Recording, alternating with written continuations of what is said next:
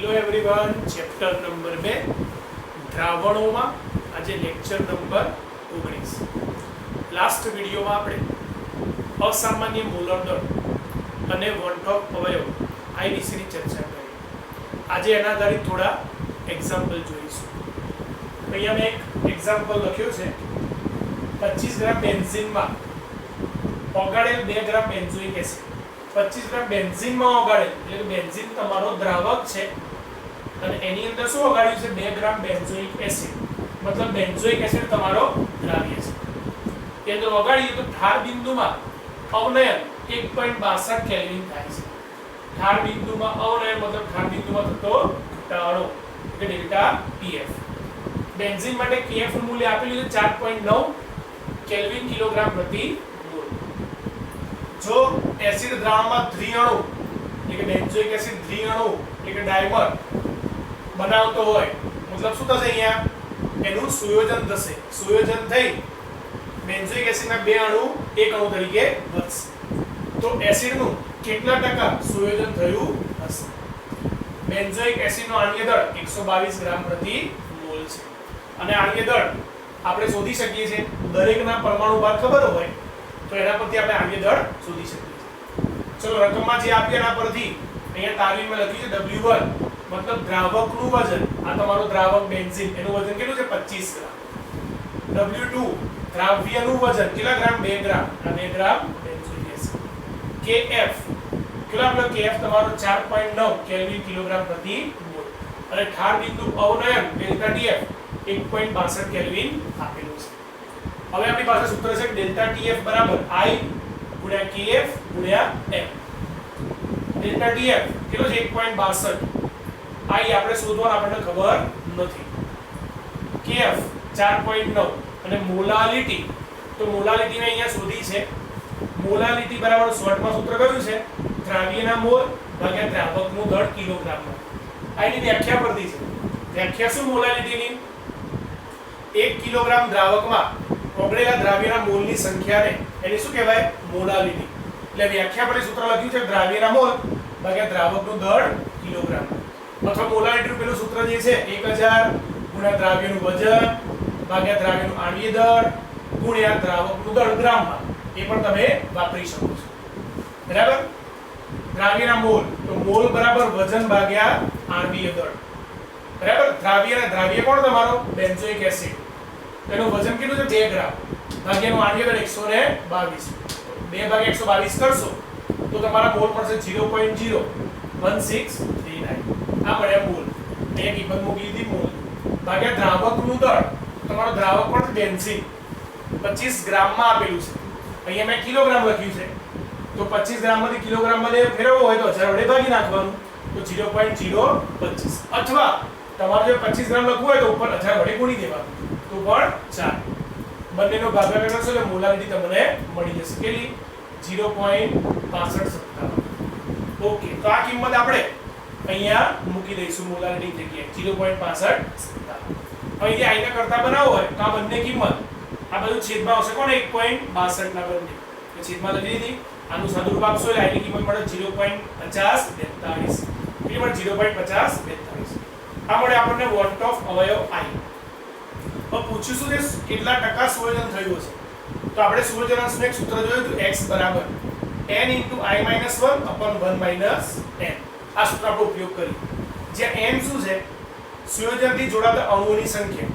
તો જો અહીંયા બેન્ઝોઇક એસિડના બે અણુઓનું સુયોજન થઈ આખા એક અણુ તરીકે વર્તે. આ દર્શાવ્યું છે.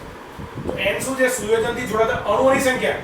તો સુયોજનથી 1 અને 1 બે અણુ જોડાય છે તો n બરાબર 2 લઈશું. n બરાબર 2.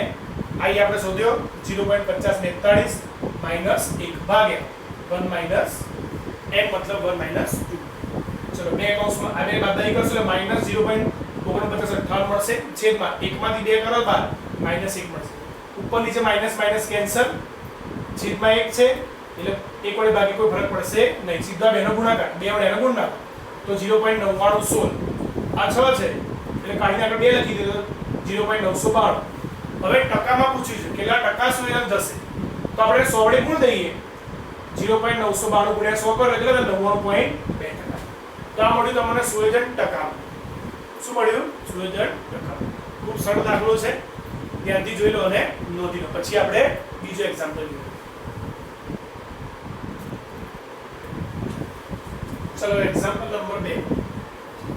1.06 ગ્રામ પ્રતિ ml ઘનતા ધરાવતા, એટલે અહીંયા તમને ઘનતા આપેલી છે, ઘનતા ધરાવતા 0.6 ml એસિટિક એસિડ, એટલે કે એસિટિક એસિડ નું કદ આપેલું છે 0.6 ml, દ્રાવણની ઘનતા 1.06 આપેલી છે એના દ્રાવણની, ને 1 લીટર પાણીમાં જો તમારા દ્રાવકનું કદ આપ્યું છે 1 લીટર માં ઓગળવામાં આવે તો ઠાર બિંદુમાં અવનય મતલબ ઘટાડો 0.0205 અંશ સેલ્સિયસ નું થાય.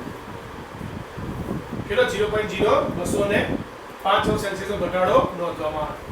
તો વોલ્ટોપ અવયવ I અને એસિટિક એસિડ નો વિયોજન અચળાંક, જેને આપણે Ka કહીએ છીએ, કે નિર્બળ એસિડ નો વિયોજન અચળાંક આપણે શું કહેતા? Ka એ શોધવાનું છે. એ Kf આપેલો નથી, પણ આપણને ખબર છે કે પાણી માટે Kf નું મૂલ્ય 1.86 કેલ્વિન કિલોગ્રામ પ્રતિ મોલ છે, જે આપણે થિયરીમાં જોયું હતું, એટલે આપણે યાદ રાખવાનું. ચલો અહીંયા જે રકમમાંથી બધી વસ્તુ મેં તારવી લખી દીધી છે. સૌથી પહેલું સૂત્ર આપ્યું ઠાર બિંદુમાં અવનયન, એ સૂત્ર મૂક્યું ડેલ્ટા Tf બરાબર I * Kf * m. હવે અહીંયા 0.0205 અંશ સેલ્સિયસ, તો અહીંયા સેલ્સિયસમાં રાખ્યું છે. હવે જો ડેલ્ટા Tf એટલે તફાવત છે. શું છે તફાવત? આપણે શું કરીએ? ડેલ્ટા Tf બરાબર Tf0 - Tf એવું સૂત્ર મૂકીએ છીએ. એટલે એ શું છે? તાપમાનના મૂલ્યનો તફાવત છે. તફાવત સેલ્સિયસમાં કે કેલ્વિનમાં બંને સેમ જ હોય. તફાવતના જ્યારે તફાવત આપ્યો હોય તો એ તફાવત સેલ્સિયસ અને કેલ્વિન ફેરવવાની જરૂર નથી, કારણ કે સેલ્સિયસ કેલ્વિન બંને એકમમાં તફાવત સરખો. = I * Kf 1.86 * મોલાલિટી. મોલાલિટી એટલે ભાઈ દ્રાવ્યના મોલ ભાગ્યા દ્રાવકનું દળ શેમાં? કિલોગ્રામમાં. તો એના માટે પહેલા આપણે દ્રાવ્યના મોલ શોધવા પડશે. દ્રાવ્ય આપણો કોણ છે? અહીંયા એસિટિક એસિડ. જેમ મેં એસિટિક એસિડ અહીંયા પાણીમાં ઓગાળ્યો છે. શેમાં? પાણીમાં. એટલે એનું આયનીકરણ થશે, વિયોજન થશે. બેન્ઝીનમાં નથી ઓગાળ્યો. બેન્ઝીન જ્યારે દ્રાવકમાં ઓગાળ્યો હોય તો એનું સંયોજન થાય, બરાબર? એટલે અહીંયા એની ઘનતા આપી છે, એનું કદ આપ્યું છે, તો એના પરથી આપણે દળ શોધીશું. ઘનતા બરાબર દળ ભાગ્યા કદ. કોના માટે? આપણે દ્રાવ્ય માટે. દ્રાવ્ય પણ આપણે એસિડિક એસિડ માટે. ઘનતા 1.06 બરાબર દળ ભાગ્યા કદ, કદ 0.6. 0.6 બાજુ ગુણાકારમાં લાવીશું કોણ જોડે? 1.06 જોડે. એટલે એનો ગુણાકાર કરીએ એટલે 0.636 ગ્રામ મળે દ્રાવ્યનું દળ, એટલે કે એસિડિક એસિડ દળ મળી ગયું. પછી એનો મોલ શોધી કાઢીએ. મોલ બરાબર વજન ભાગ્યા આણ્વીય દળ. વજન આવ્યું 0.636 ભાગ્યા આણ્વીય દળ.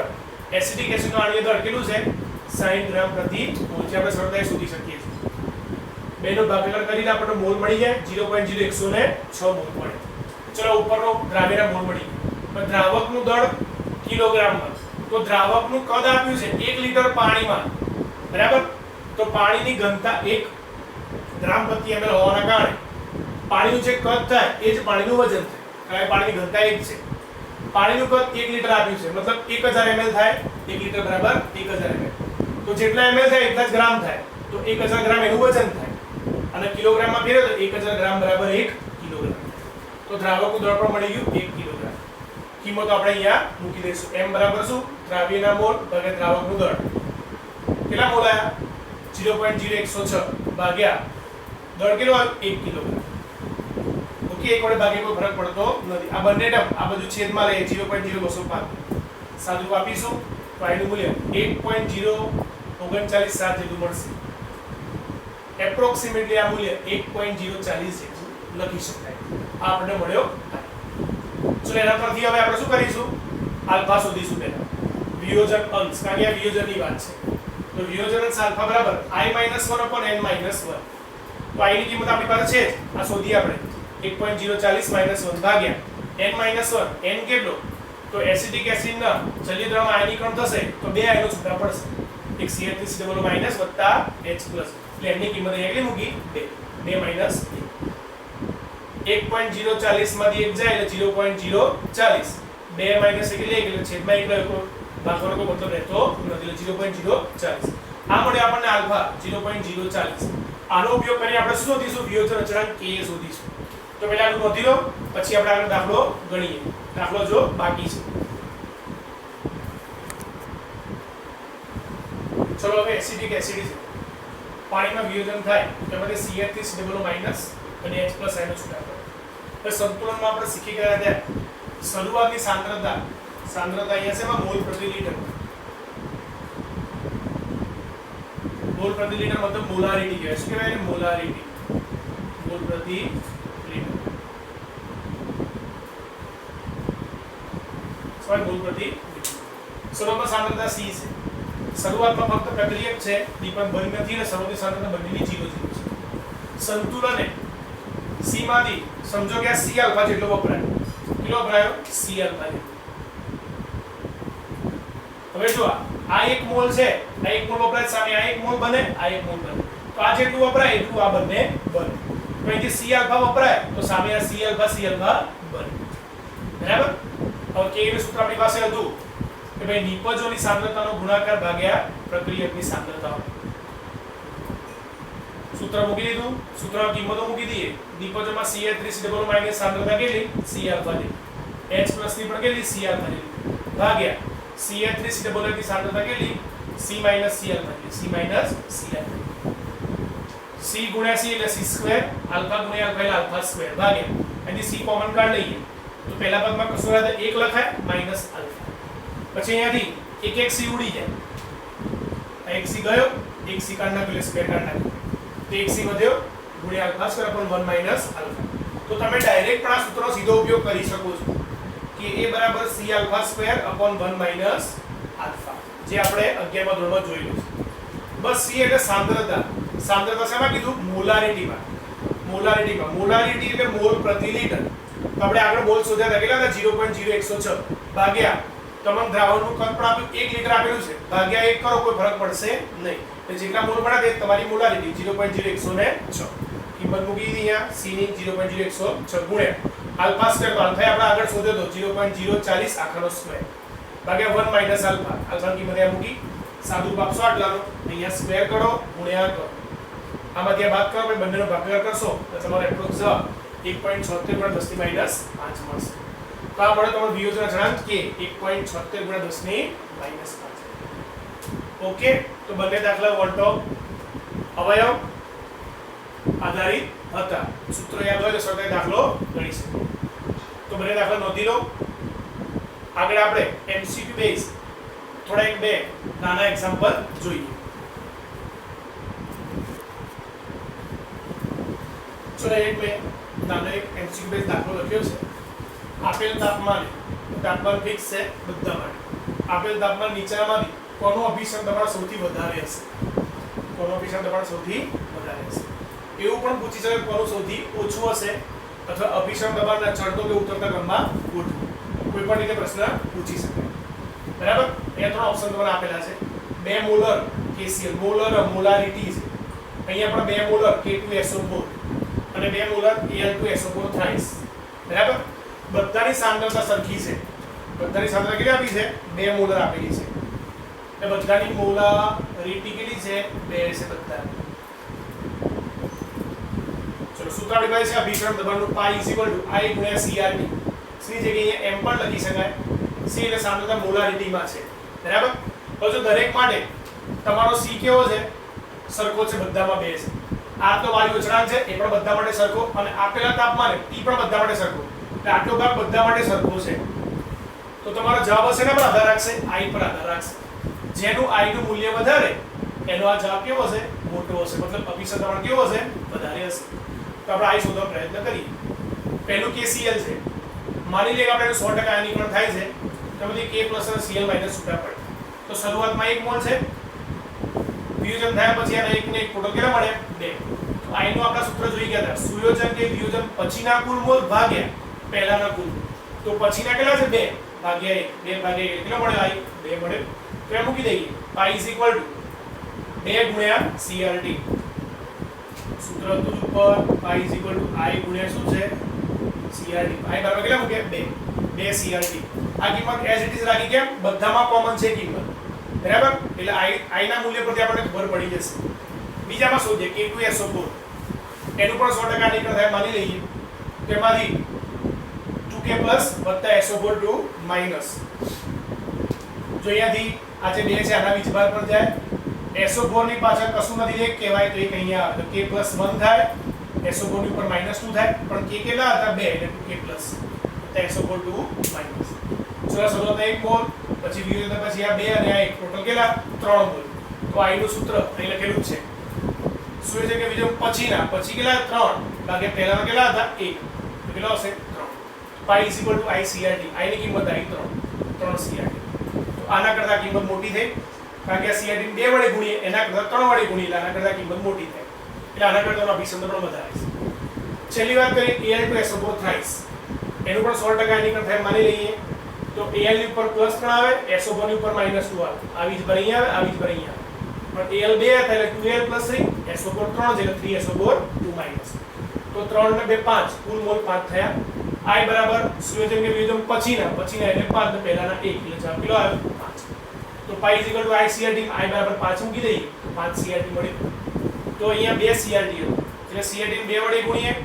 એના કરતા 3 વડે ગુણીએ એટલે આના કરતા અભિસરણ દબાણ વધારે આના કરતા 5 વડે ગુણીએ તો આના કરતા અભિસરણ દબાણ વધારે તો તમે કહી શકો સૌથી વધારે અભિસરણ દબાણ કોનું છે 2 મોલર Al2SO4 થ્રાઇસ નું છે બરાબર એના પછી બીજા નંબરે કોણ છે 2 મોલર K2SO4 સૌથી ઓછું કોનું છે 2 મોલર KCl આ સૌથી ઓછું આ સૌથી તમે ઓછું પૂછે વધારે પૂછે ચડતો ક્રમ પૂછે ઉતરતો ક્રમ પૂછે તો પણ તમે દર્શાવી શકો ચડતો ક્રમ પૂછે તો સૌથી નાનું પહેલા આવે એટલે 2 મોલર KCl એના પછી 2 મોલર K2SO4 એના પછી 2 મોલર Al2SO4 થાય ઉતરતો ક્રમ પૂછે તો સૌથી મોટું પહેલા આવે 2 molar Al2SO4 thrice 2 molar K2SO4 2 molar KCl ઉપર રીતે પૂછી શકે પણ અહીંયા સાંદ્રતા મોલારિટીમાં હોવી જરૂરી છે તો આપણે આ સરળતાથી ગણી શકીએ જો સાંદ્રતા બીજા કોઈ એકમમાં generally percentage weight by volume માં આપ્યું હોય તો તમારે એને મોલારિટીમાં કન્વર્ટ કરવી પડે તે સૂત્ર આપણે આગળ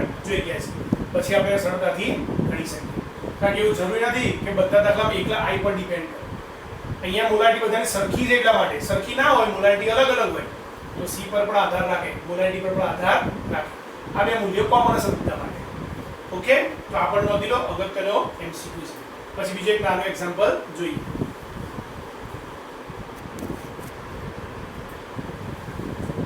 ચલો આ બીજો એક્ઝામ્પલ લખ્યો છે 1% weight by volume urea 1% weight by volume NaCl અને 1% weight by volume Na2SO4 માં કોનું અભિસરણ દબાણ સૌથી વધુ હશે તો સાંદ્રતા weight by volume માં આપી જ આપણે એને મોલારિટીમાં કન્વર્ટ કરી તો પહેલા 1% weight by volume યુરિયા માટે તો મોલારિટી અને percentage weight by volume ના સંબંધનું સૂત્ર આપણને ખબર છે કે મોલારિટી બરાબર 10 ગુણ્યા percentage weight by volume ભાગ્યા આણ્વીય દળ 10 ગુણ્યા percentage weight by volume 1 ભાગ્યા આણ્વીય દળ તો યુરિયાનું અંતર કેટલું છે 60 યુરિયા સૂત્ર NH2CO હવે આની આપણે શોધતા આવડે છે બરાબર 10 ભાગ્યા 60 Watch out, my nigga got ridiculous. SO2 reaction so conspicuous. And round nucleophiles.